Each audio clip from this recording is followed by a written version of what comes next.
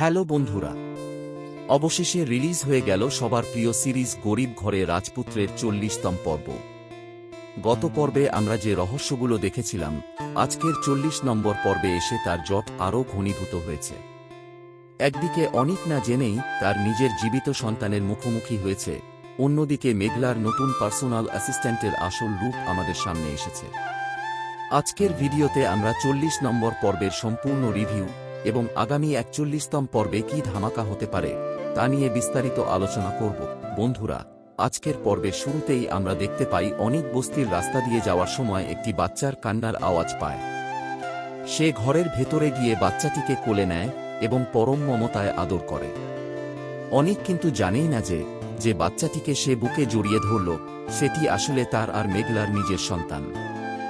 অন্যদিকে অপরাধবোধে ভুগতে থাকা বৃষ্টি ওই দত্তক নেওয়া মহিলার কাছে যায় এবং বাচ্চার জন্য নতুন জামাকাপড় দেয়। কিন্তু বৃষ্টি ওই মহিলাকে হুঁশিয়ার করে দেয় যে বাচ্চার আসল বাবা অনিক যদি জানতে পারে তার সন্তান বেঁচে আছে তাহলে সে কাউকে আস্ত রাখবে না। বৃষ্টি মনে মনে ভয় পাচ্ছে যে সত্যিটা ফাঁস হলে তাদের সবার জেল হয়ে যাবে, কিন্তু এত বড় পাপের কথা সে আর লুকাতে পারছে না। গল্পে নতুন মোড় আসে যখন নীলা মেঘলার অফিসে এসে তার আর রাতুলের বিয়ের কার্ড দেয়। নীলা ও রাতুল মেঘলাকে অপমান করার চেষ্টা করলেও কর্পোরেট কুইন শালিমা ওরফে মেঘলা তাদের করা জবাব দিয়ে মুখ বন্ধ করে দেয়। কিন্তু পর্বের সবচেয়ে দুঃখজনক এবং ক্ষোভের দৃশ্যটি ঘটে মেঘলার মা বাবাকে নিয়ে।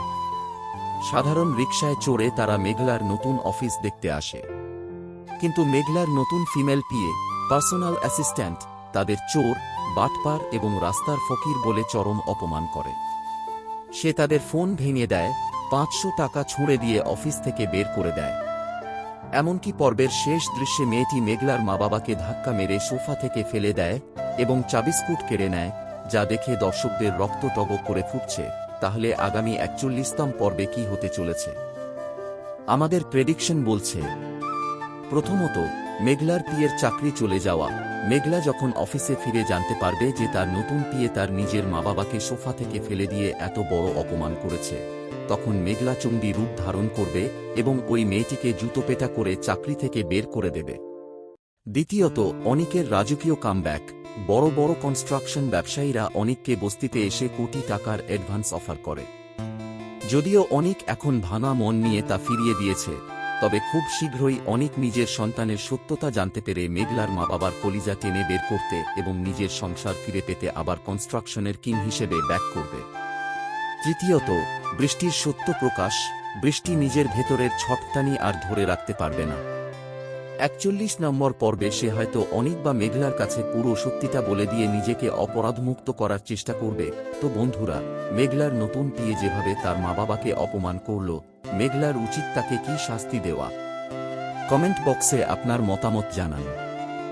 ভিডিওটি ভালো লাগলে একটি লাইক দিন এবং গরিব ঘরে রাজপুত্র 41 পর্বের আপডেট ও রিভিউ সবার আগে পেতে আমাদের চ্যানেলটি এখনই সাবস্ক্রাইব করে রাখুন। দেখা হবে পরের ভিডিওতে। ধন্যবাদ।